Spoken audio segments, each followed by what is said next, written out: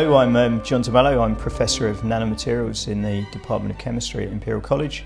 In my group, we're interested in new methods and tools for making high-quality electronic materials. I guess I'm really curious about, are there different ways of doing things that other people are trying to do, things that maybe haven't been tried before. Electronics and pharmaceuticals are two industry sectors where there's a real need for very high-performance specialty materials. The quantities needed aren't huge. I mean, we were typically talking about tens of kilograms, but what really matters are issues such as yield, quality, purity, performance. Chemistry has been very good at making very small quantities of high-quality materials or large quantities of commodity materials. What it's not been very good at is making significant quantities of very high-grade materials, and that's really where our research comes in. For a number of years now, we've been looking at flow chemistry as a way of getting around these problems.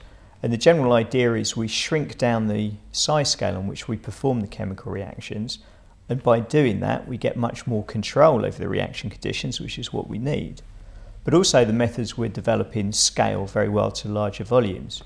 And what we found over time is actually we've been able to make much higher quality material by switching to a flow environment than we ever could have hoped to have made with a batch reactor. Conventional chemistry is what we call batch chemistry, so we're carrying out chemical processing steps in relatively large vessels. The problem with that is we don't have a very large amount of control over the reaction conditions, so temperatures can fluctuate, mixing can be slow, and all of these things ultimately lead to worsened product quality. When we use algorithms, they make no presumptions about what the best conditions are, and they explore the full parameter space without bias.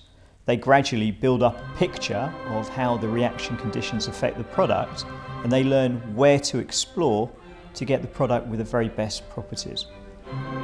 This is a really interesting time to be exploring these kinds of approaches because lots of things are happening at once. Computing power is improving every day. We're developing new inline techniques that provide us with more information more quickly than has previously been possible. The result of this actually is that we can explore larger and larger parameter spaces more and more easily. When we talk about parameter space, what we're really talking about are the different reaction conditions we can access, so different temperatures, different reaction compositions, different reaction times. So imagine a situation where you look at 10 different temperatures and you look at 10 different reaction mixtures and you look at 10 different reaction times. We would consider that to be a parameter space of 1,000, 10 by 10 by 10.